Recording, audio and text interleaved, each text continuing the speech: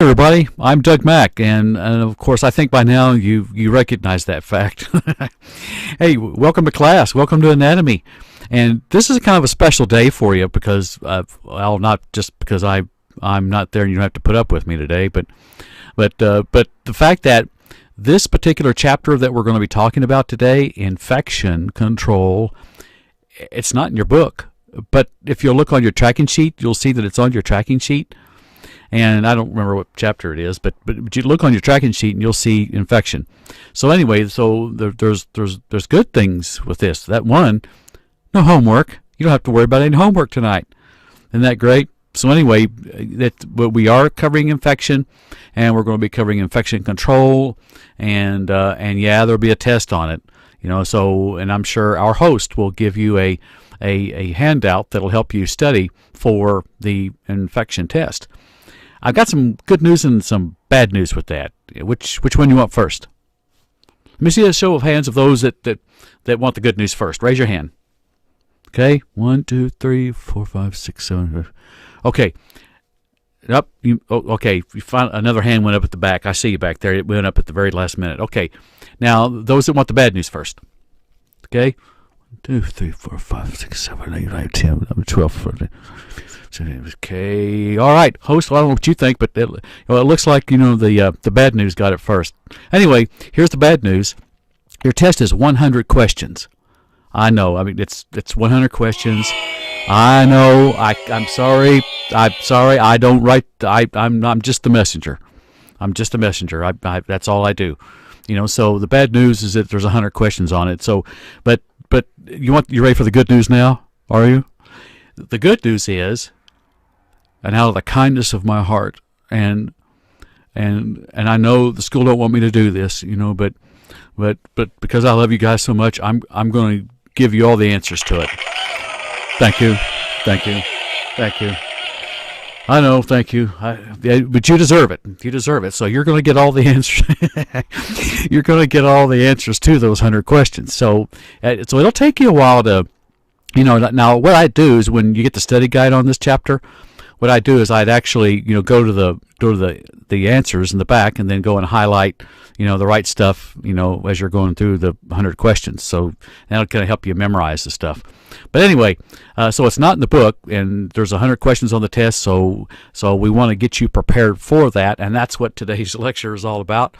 And so it's not in the book. So just use your study guide, and I think that'll kind of help you get you where you need to go. And then I think with the lecture today, that'll kind of bring out some of the labels and some of the things in anatomy we need to talk about, to help you be ready for infection. And now when you get down the hall and you talk the lab lecture, and then you get into the lab lecture and lab practical, you'll get more of the infection control process, the actual hands-on, how to do it, and that kind of thing. But what we want to do is just go ahead and cover what we can, and so I think in conjunction with the study guide, I think you're going to be in pretty darn good shape.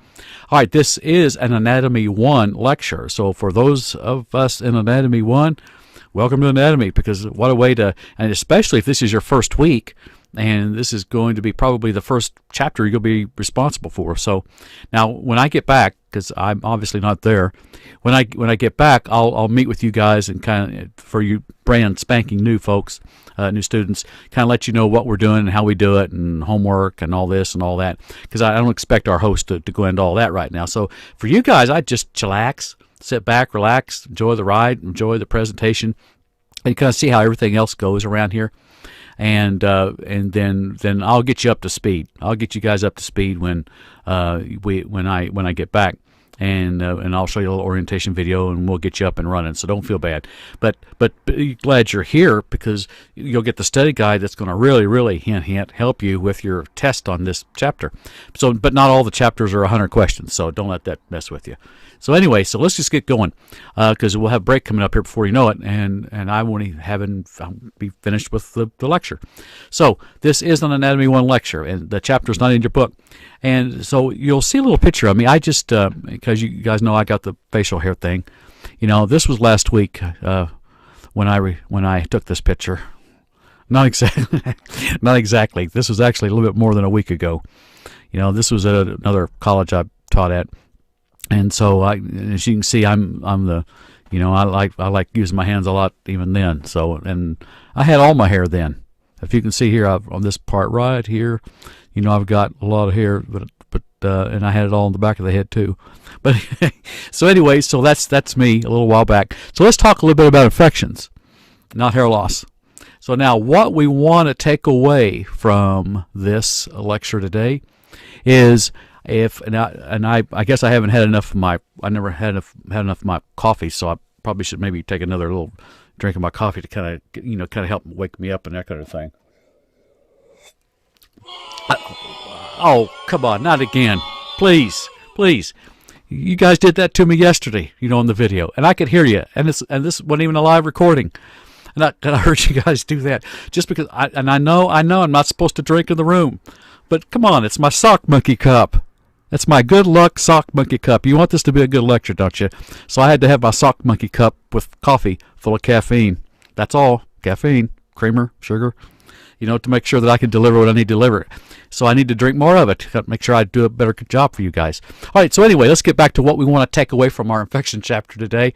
We want to describe the medical assistant's role in infection control. And now, that when you and I get out there as MAs, medical assistants, in the doctor's office, that's our number one concern. Because, you walk out into the lobby, you're going to see a whole room lined with folks that maybe didn't control that infection process really well. So what we're going to do is we're going to break down the infection process, what you and I could do to help control it, and do what we need to do in clinic to be able to keep that at a minimum. And we'll find out you're not going to kill 100% of all the germs unless we put everything or use everything in an autoclave, and we'll talk about what an autoclave is. So, but we have a role in making sure that we control that infection, and we want to be able to compare and contrast medical and surgical asepsis. I can do that for you right now. The difference between them is medical asepsis is we want to control as many of the microorganisms and pathogens and antigens as we can that would contaminate and cause infections. Surgical asepsis, there is no tolerance. Just like in our room, when we can't eat food, we can't have pop. Seriously, really? Do I see a bottle of pop back there? No, okay. You lucked out this time. Wait till I get back. Well, I'm just kidding. But what we want to do in a surgical asepsis, we can't allow for one microorganism, because in all seriousness, that's why when you watch the hospital shows and you see everybody gloved and gowned and goggled, and they can't allow an opportunity for one microorganism to get into that body of that patient that we're doing surgery with. It could kill them, and it would defeat anything that we would be doing to try to make their life better.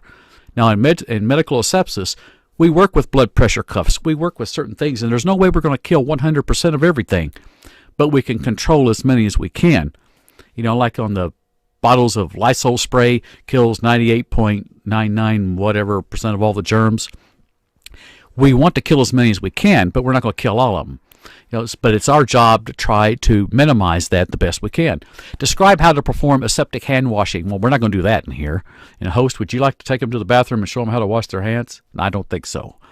You're down the hall, you're going to learn how to do that. When you get down the hall, we'll be showing you step by step how to wash your hands in a medical asepsis manner. I know you didn't spend $17,000 to come here and learn how to wash your hands. But believe me, and all jokes, now I'm going to be very serious about this. When you learn that procedure to wash your hands by, it will change your life. And I'm serious. When you start going to public restrooms, when you start going anywhere and you use the medically asepsis way of washing your hands, people might stare at you, but what you're doing is you're decontaminating yourself, and then when you go home, you won't be passing germs on to everybody else. You know where I'm going with this. You know how when somebody gets like a cold or the flu or something in the family, and it goes around to everybody? Well, from what you're going to know, you're going to be able to stop that process by using just simple techniques and means, to help protect your family and yourself, and ultimately your patients that you're going to be in the office with. So it's going to be important that we know the process of infection control, the aseptic hand washing. Compare and contrast the procedures for sanitization, disinfection, and sterilization.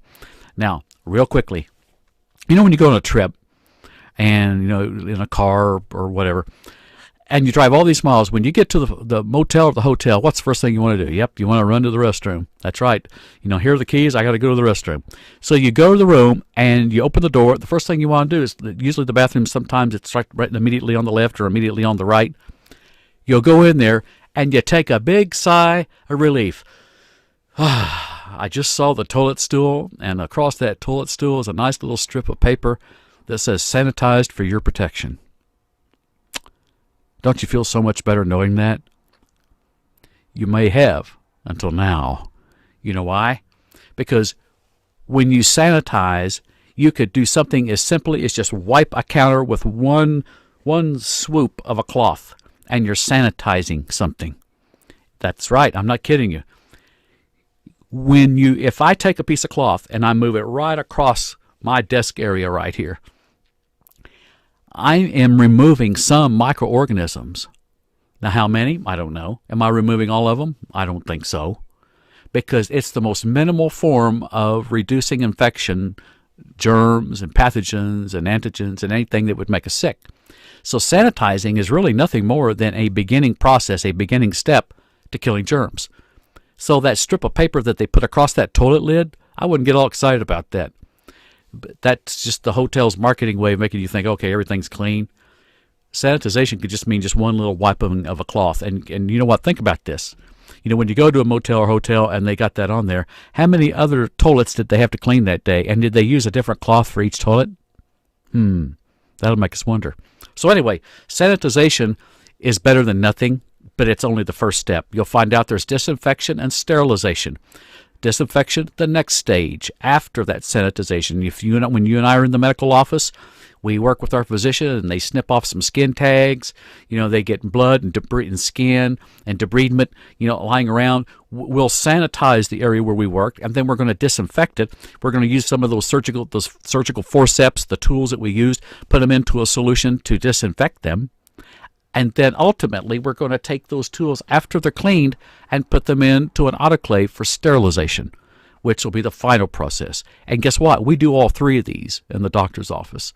So that's why we need to talk about it and why we need to know what they do and how they do it. We'll need to talk about the measures used in sanitization on the PowerPoint.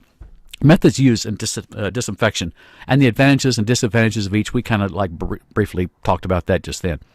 The goal of surgical asepsis, 0 germs. And you know what? When something gets out of an autoclave, forget about it. There's not going to be one microorganism. It can't live. And we'll see in a couple slides why.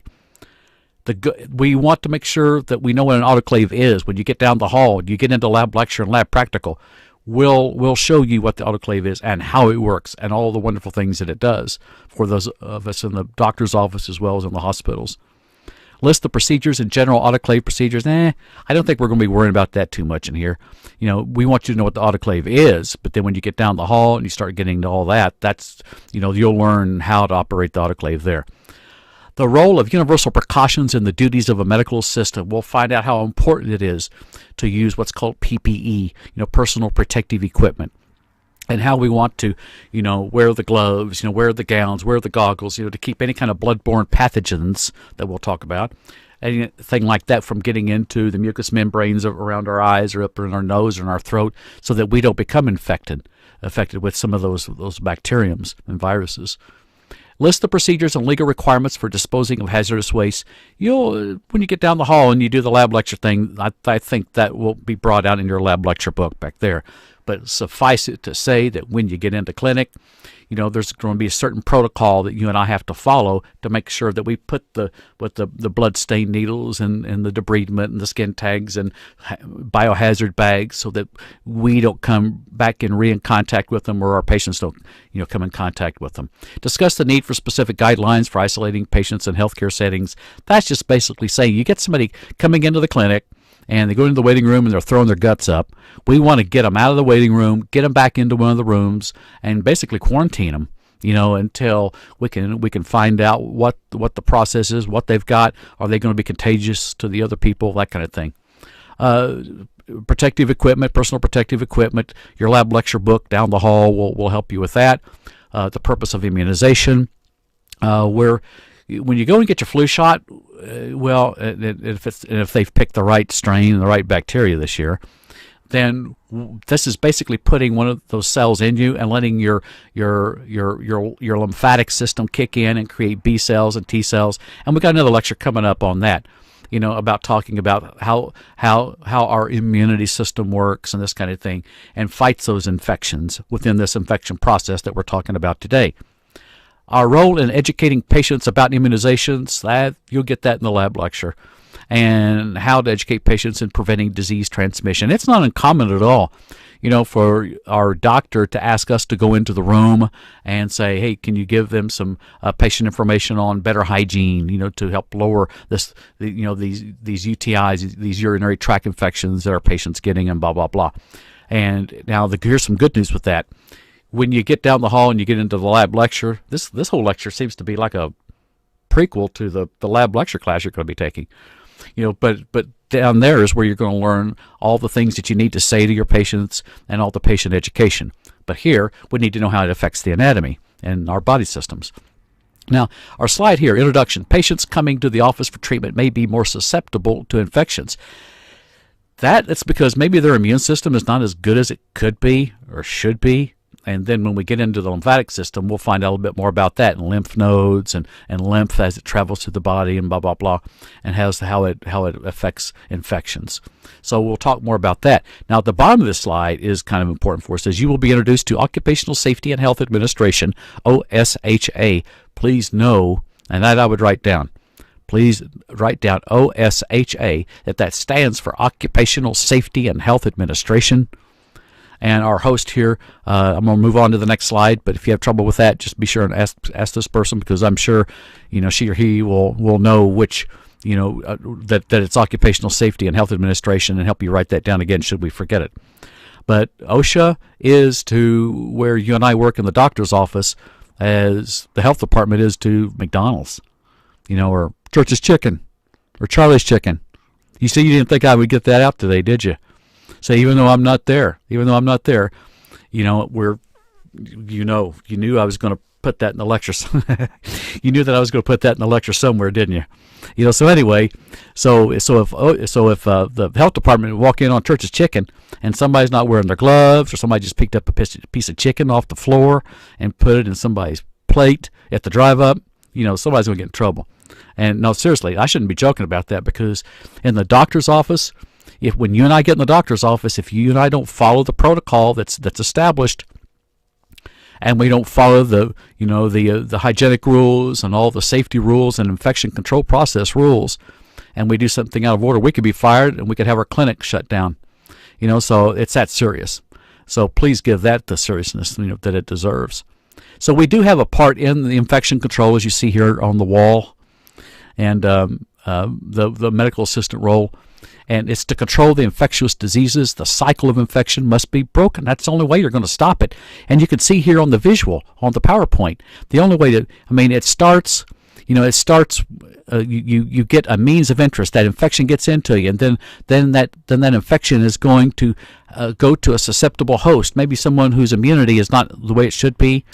Then there's a reservoir host, and then there's a means of exit. That means somebody will sneeze or cough and maybe not cover their mouth or nose, and then they go and they touch a glass of water, and then maybe we go take that glass and go empty it, but we've touched it, and then we'll take it home to our family and go on and on. So you can see how the process is cyclical, how it can just keep going over and over and over. You guys know that from home. You know how somebody will get sick in the house, and then they give it to everybody else, and it just runs the whole gamut? The medical offices are no different. So anyway, that's why we have to make sure that we stop that cycle, and it's up to us, the professionals, to be able to do that with. So we want to apply principles of infection control in the doctor's office. We want to follow correct sanitization, disinfection, and sterilization procedures. We'll educate our patients about how to get rid of those UTI infections in the future, those urinary tract infections, by following certain hygienic things that they can do at home, the ways that they can wash their hands, things that they can do to make their home safer. And in the medical office, that's what we do. But we've got to make sure that we, establish that routine ourselves, that we follow the sanitization, disinfection, second, and sterilization, to make sure that we do things the correct way.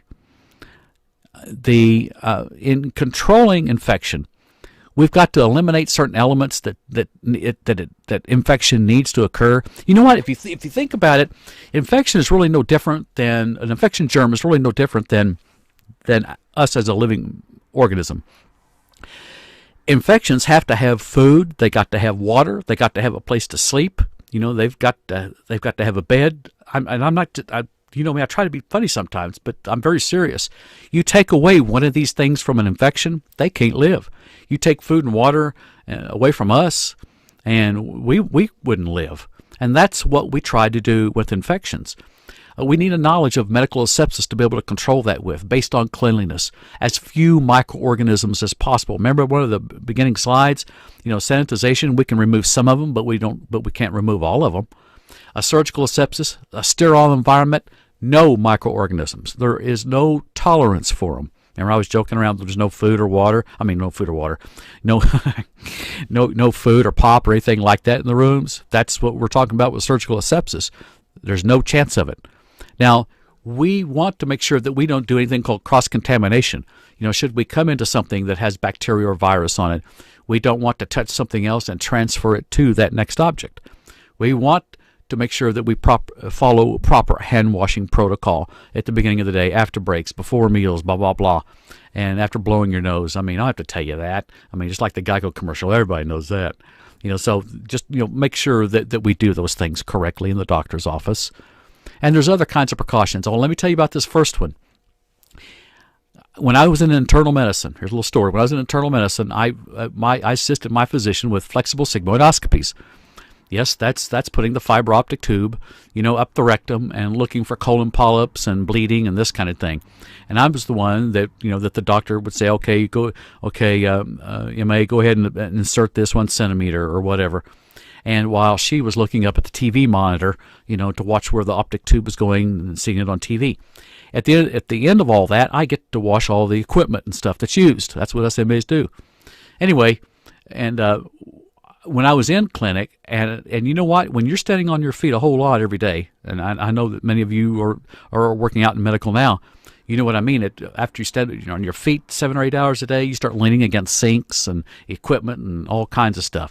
We can't do that. If OSHA sees that, they'll write us up.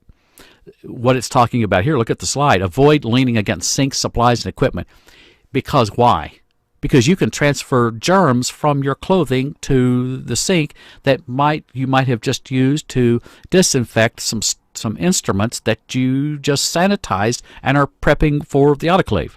I know that sounds kind of tricky, but you have to break that barrier of where transmission of germs and bacteriums and whatever that they can move.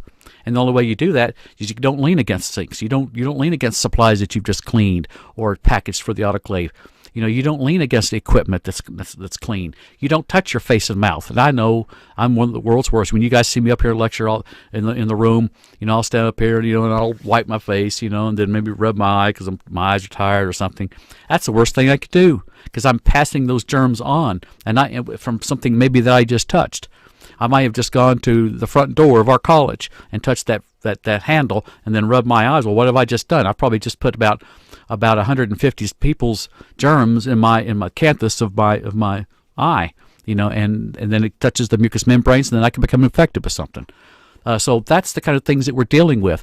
When you work directly with patients, when you have a cold, wear gloves and a mask, and stay home if you have a fever. Now, I know some of these are just like simple things that we would just take for granted, but believe me, if you and I can learn to block that process, we're going to decrease that infection process and have better infection control. Now, here's that first item that we opened with today. Sanitization, I don't like it a lot. Again, it's better than nothing, but it still won't do. It won't feed the bulldog. It won't do completely what we want it to do. Sanitization is really nothing more than just scrubbing with a brush and detergent to remove blood, mucus, and other contaminants for germs can grow. Now, that's a nice start, but look at the bottom of the slide here where it says it's the first step in disinfection. In other words, you'll do the sanitization first, and then we'll do the disinfecting, and then after it's disinfected, we'll sterilize it. But it all begins with the sanitization because that is the first step. And we'll collect items for sanitization. We'll put them in water and a special detergent, and then we'll scrub them. And then we'll dry them and examine them, to make sure that we got everything off of them that we should have. We'll be using rubber and plastic gloves. You don't want to just use your regular gloves that you wear when you give injections or something. You want a thicker form because some of the instruments are pretty sharp, and you don't want to immediately cut yourself. So by wearing some of the thicker gloves, some rubber gloves and plastic items, it might help with that. Syringes and needles, use disposable whenever possible. More than likely, in clinic now, when you work out there, you'll run into the injectables, where they just kind of reclose on themselves, where you won't even be able to touch the needle, and then you go take it to the sharps container and get rid of them. There's ultrasonic cleaning that can be used in the clinic as well. So be aware that when you get into clinic, you may be able to take advantage of those pieces of equipment too. And disinfection, that's that second stage. We've sanitized it. Now we're going to disinfect it. That's good for instruments that do not penetrate skin or mucous membranes and surfaces not considered sterile. So in other words, when you put that blood pressure cuff on the patient, when you do your temperature, pulse, and respiration, you put that blood pressure cuff on. Well, obviously you want to try to clean it the best you can. You can't stick it into the autoclave because it'll blow up and melt. But you want to try to disinfect it the best you can. When I was in clinic, I just basically got an alcohol swab and used that, and that seemed to work pretty well. But I was disinfecting it. I wasn't putting it in an autoclave, or it wasn't going to be completely free of germs. Or the second step in infection control prior to sterilization, it will not kill spores or certain viruses. So even if you sanitized it, even if you disinfect it, there are certain viruses that are going to be immune to that, and they're still going to be on there. Now, there are certain kinds of liquid products that are disinfectants that we could use. You're probably most familiar with the sprays. Cleaning products applied to inanimate materials like blood pressure cuffs, for example, to reduce or eliminate infectious organisms. Antiseptics are anti-infective cleaning agents used on human tissue. So see, an antiseptic, or we call them antiseptics, you actually put on skin, where disinfectants you usually put on something that's not alive, like our skin. So that would be a difference between the two. And there's all kinds of factors that's going to help it be really effective or not effective. And that's what you're seeing here. It's how many times that solution's been used. If surface moisture may dilute it, traces of soap, evaporation, things that could alter that chemical composition of that disinfection might not help it work as good as it should. You want to try to choose the best disinfection that you can, for the job that you're doing. Now, when I was in clinic, we used bleach. We'd use alcohol, obviously, on the skin and stuff, but bleach seemed to be one of the better things that we used because it just killed absolutely everything. When I worked around blood, the first thing I would do is, of course, you always disinfect and do the best sanitize and then disinfect. But bleach was one of the things that I would always wipe the tables with that if there was blood on them, because I know it would kill all the blood cells. And there's different other kinds of disinfection. If you'll notice, like if you ever watch the ER shows where they get ready to do surgery on somebody and you see them rub this brownish red stuff on the chest before they cut the chest open, that's a kind of we call it betadine, but it has iodine or some kind of iodine compound that's used to give a good level of infection control, with that. And then with certain kinds of tools that we use in the clinic, we handle them very carefully. After we've sterilized tools that we're going to use to maybe work with the body, we have to be aware that there's something called a sterile field. And when you go down the hall and you take your lab lecture class, you'll find out what that sterile field is. And that you can't cross over that, because if I put my arm over that, a germ could drop down off the sleeve of my shirt, onto that sterile field and contaminate everything. That everything's got to be done all over again. You don't want to be the one to do that.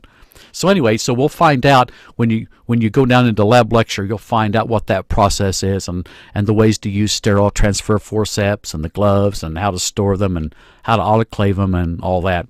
Again, surgical asepsis. The goal is to keep the surgical environment completely free of all microorganisms, not one germ.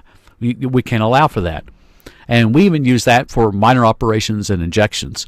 Now, when you give an injection, you'll take an alcohol swab and maybe swipe one time, let it dry and then stick.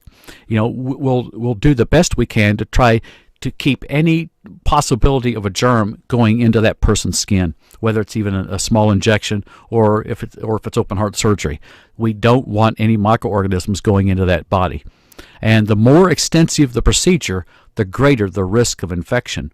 That's why when you watch these shows about emergency room, techs, they're all gloved and gowned and goggled. And did you know that they have special teams that will go in and clean those rooms even before the med team comes in to do the surgery? We got a video on that. I can't wait to get back where I can show you that. I'm excited. I want to see it again too.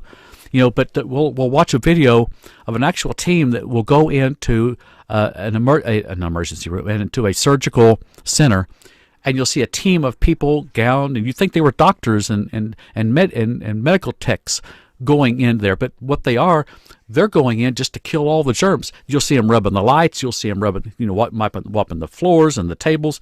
It's fantastic to see what they go through and the process that they use to prepare that room for a surgically sepsis-proof room. I mean, it's fascinating, and it's encouraging to know too, because that's what you and I, may face someday. And now, sterilization. That's the star of the show.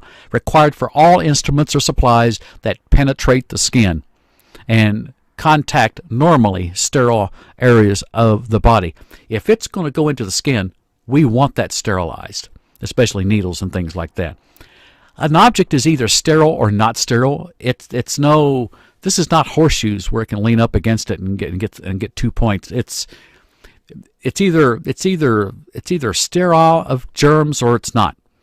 What that means to us is that when you get into the medical office and they say, okay, go to the closet and get a pair of forceps. Well, you'll go in there and you'll look for a muslin little packet with some forceps in it that's got a date on it and a little barcode on it that says this has been cleaned and blah, blah, blah. If it's got like a little stain of water on it, like a little water condensation drop, you can't use it, even if it's water. Can water contaminate anything? You're darn right it can. And if a drop of water or condensation got on that, there could be some bacteria in that could go to the instrument. So for that reason, we can't use any. If there's any doubt that it's not sterile, don't use it, please. And prior to sterilization, again, we go back to our primary two. We got to sanitize and we got to disinfect. The autoclave, you'll learn more about the autoclave when you go down the hall and you do your lab lecture class. In fact, we'll have a couple down in there for you to see. And you'll be instructed on how to use them. It uses pressurized steam, to kill anything. The best way to kind of give an example of that is if you ever cooked weenies in a microwave, and you put a couple weenies in a microwave, and you turn it on, and don't tell me you don't look through the little glass to see what they're doing. And when you look into the glass, at the weenies, what are they doing? You'll see them start squealing. The weenies start squealing, they start moving around, they start wiggling, and you see, but that's what it does. It's kind of gross. But anyway, until it gets on a hot dog and you put relish and mustard on it. But what you'll see is that those weenies, they'll split, they'll start screaming and like oozing their stuff out, and then they scream, and then they pop open. That's what happens to a cell of a bacteria or a virus that's put into the autoclave, just like weenies in the microwave. That's exactly what happens, because those weenies will burst. What those cells will do at a cellular level in an autoclave, they'll burst, because that sterilization process is to go right down to those microorganisms. And if you can see right here, it says the cell walls burst when the cell cools. So when you cook those weenies, usually they burst and they do all their thing right there. But in the autoclave, we use we pressure them with all that sterilization. All that moisture causes all those proteins at the cellular level to when they start cooling, they'll burst. And that's what kills them. So I don't think you'll have any weenies in the autoclave. I don't think they'll give you any weenies to practice with, but in the lab practical. But that's what happens. And surgical asepsis. During surgical procedures, don't touch sterile items without sterile gloves or transfer forceps. Hey, you'll find that out. You'll find that out real quickly. And then you'll find out there's a biohazard waste containers where we put a lot of our stuff afterwards. But know that OSHA, we're getting close to the end. You guys done good. You hung in there. We have something called the Bloodborne Pathogen Standard, which is actually, did you know that was actually originally designed to protect us? Not really the patients, us, because we're the ones that are working around it. OSHA guidelines, bloodborne pathogen standards, protects healthcare workers from health hazards on the job. And by the fact that we do a good job of protecting ourselves, then we're going to be able to take care of our patients, because we're not going to be passing on that stuff to them. And that's what OSHA stands for, and that's why I said we got to be really careful when it comes to OSHA. And then the bloodborne pathogen standards is measures to prevent the spread of infection, because that's what this whole thing today is about, is infection control. It provides a margin of safety by ensuring that medical facilities meet minimal standards for asepsis. And of course, believe me, they keep all kinds of records. They keep training records, housekeeping records, all kinds of stuff, to make sure that we do the things that we do. And that's all goes under the guidelines of universal precautions. We want to make sure that we wear our gowns and gloves and goggles, and you want to assume that all blood and body fluids are infected with bloodborne pathogens. That's the approach you want to take. That way you're pretty well going to be ready for anything that might hit. And standard precautions, that's basically a combination of all of these things, and we use them in the healthcare facilities to prevent that transmission of disease. The PPE is what I talked about earlier in the hour. Remember, we talked about personal protective equipment, and you'll find out in lab lecture, in lab practical, what that PPE is all about. We talked about OSHA today, and we talked about being careful with certain kinds of exposure and certain exposure incidents. If you come in contact with an infectious type substance, don't be surprised if you don't have to fill out a log and fill out a questionnaire. And you'll be answering some questions as to how that happened and why it happened, more importantly, because we can't take a chance on transmitting any of this to another patient. And oh, by the way, that was called nosocomial infection. When you and I get something, and in fact, we get it passed on to a patient that's there at our clinic. It's this infection acquired by a patient in a healthcare facility that we might have made a mistake and let them become in contact with a nosocomial infection. So we definitely got to guard against that. And that's the whole reason for the infection control process. And there's certain reporting guidelines that we'll have to go along with, to make sure that we follow the process like we should. The whole idea here is we want to be careful with immunizations too, to protect people from getting to certain kinds of infectious diseases, but we want to reduce the risk of infections of it spreading. And if we do these things and we do them well, we're going to decrease that susceptibility, of that host that would be in clinic that could be causing all kinds of problems. So this about wraps it up. We talked about infection control today. We talked about the fact that it's our responsibility to apply these principles, to understand the dangers that are involved, not just to us, but to the transmission to the patients as well. And the two basic methods of infection, medical asepsis. Remember, we can kill many and a whole lot of them, but we're not going to be able to kill all of them, which would be what surgical asepsis is, or a sterile technique, in the autoclave. So that's something we got to keep in mind when we're talking about infection control. Keep that spread of infection down. Don't let it happen. And I think one of the things that you and I can do a better job of is doing the aseptic hand washing.